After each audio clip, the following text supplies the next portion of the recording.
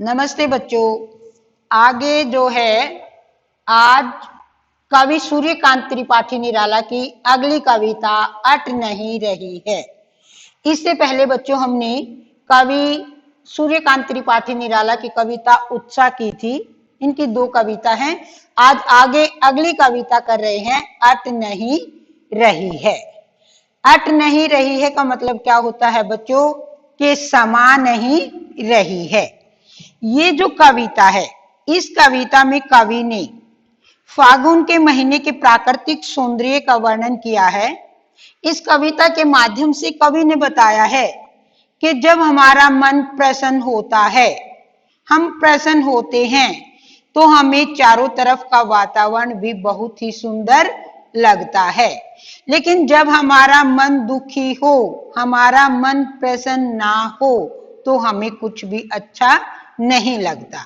तो इसी आधार पर कवि ने फागुन के महीने के प्राकृतिक सौंदर्य का वर्णन जो है इस कविता के माध्यम से जो है किया है कि फागुन का महीना जो है उसमें चारों तरफ का वातावरण जो है, जो चारों तरफ का प्राकृतिक सौंदर्य जो है वो बहुत ही सुंदर लग रहा है और वो जो है वो मन में समा नहीं रहा है।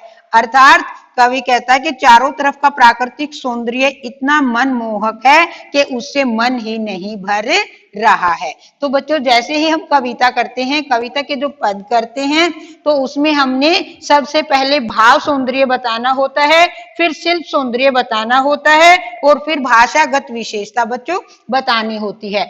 तो सबसे पहले भाव सौंदर्य। अब आपको अच्छी तरह से पता लग चुका होगा कि भाव सौंदर्य में क्या लिखना होता है।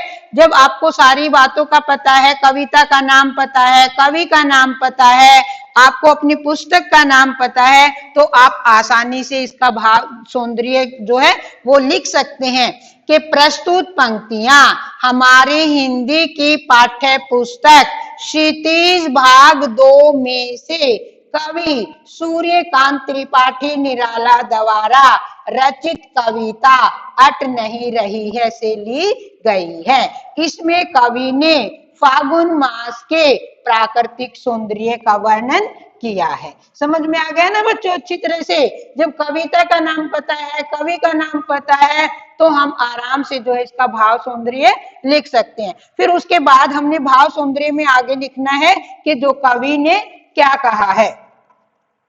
अट नहीं रही है आभा फागुन की तन सट नहीं रही है। कवि कहता है कि फागुन मास की सुंदरता एवं चमक जो है वो समा नहीं रही है, सट नहीं रही है। कहीं सांस लेते हो, घर घर भर देते हो। कवि जो है अपने रहस्यमयी भावों को प्रकट करते हुए, मतलब खुलकर कवि नहीं बता रहे हैं लेकिन कवि अपने रहस्यमयी भावों को प्रकट करते हुए कहते हैं कि हे प्रिय, पता नहीं तुम कहां बैठकर अपनी सांसों के द्वारा प्रकृति के कोने कोने को सुगंध से भर रही हो।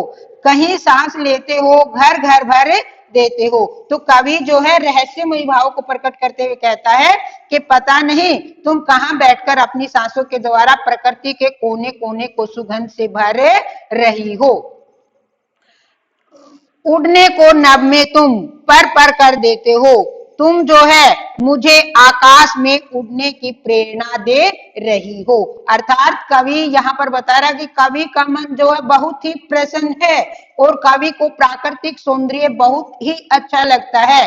प्रकृति के कोने कोने से जो है उसे अपने प्रिय की सुगंध जो है वो आ रही है और कवि कहता है कि तुम मुझे आकाश में उड़ने की जो है प्रेरणा दे रही हो।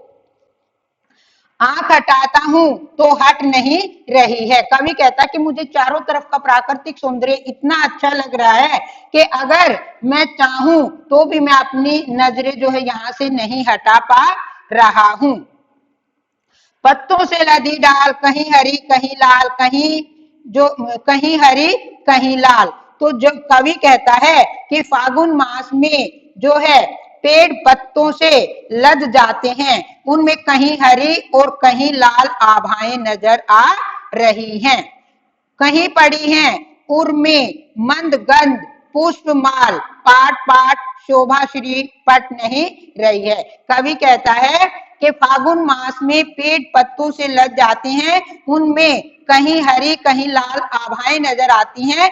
ऐसे लगता है कि कंठ में सुगंध से भरे फूलों की मालाएं पड़ी हैं। और ये शोभा जो है, ये सुंदरता, ये प्राकृतिक दृश्य वो जो है वो बहुत ही अच्छा लग रहा है। ये आपने जो है इसमें जो है भाव सौंदर्य में लिखना है। उसके बाद बच्चों फिर आपने शिल्प सौंदर्य में लिखना है। शिल्प सौंदर्य में आपने क्या लिखना है? पहली पंक्ति में आप वही बताओगे कि इन पंक्तियों में किस बात का वर्णन किया गया, किस समय का वर्णन किया गया है। कवि ने फागुन मास के प्राकृतिक सौंदर्य का वर्णन किया है। इसमें खड़ी बोली का प्रयोग किया गया है, अतुकांत छंद का प्रयोग किया गया है, अनुप्रास और मानवीकरण अलंकारों का प्रयोग किया गया है, भाषा माधुर्य गुण संपन्न है। फिर उसके बाद बच्चों आपको बतानी होती है भाषागत विशेषता, और भाषागत विशेषता में आपने बताना है कि इसमें कौन सी भाषा है, खड़ी बोली का प्रयोग किया गया है, तत्सम शब्दों का प्रयोग किया गया है, भाषा माधुर्य गुण संपन्न है, भाषा सरल स्पष्ट और भावानुकूल है। तो ये बिल्कुल ही सरल कविता जिसमें के फागुन के महीने के प्राकृतिक सौंदर्य का वर्णन किया गया है, कवि सूर्यकांत त्रिपाठी निराला के द्वारा जो है लिखी गई है। तो बच्चों इसके साथ साथ आपने इस कविता के जो पद हैं उससे संबंधित जो आपके एक एक अंक वाले जो प्रश्न आते हैं कि उसमें कवि का नाम बताइए, कविता का नाम बताइए, कि इसमें कौन से मास के प्राकृतिक सौंदर्य का वर्णन किया गया है, इस तरह के प्रश्न जो पूछे जाते हैं वो भी आपने साथ साथ करने हैं। इस कवि के दोनों कविता उत्साह और अट नहीं रही है, दोनों कविता जो आपकी हो गई हैं उनके बहुविकल्पीय प्रश्न करने हैं, पाठ्य पुस्तक के प्रश्न करने हैं। ये कविता बच्चों आपकी जो है वो कंप्लीट हो गई है और आपने अच्छी तरह से तैयार करनी है।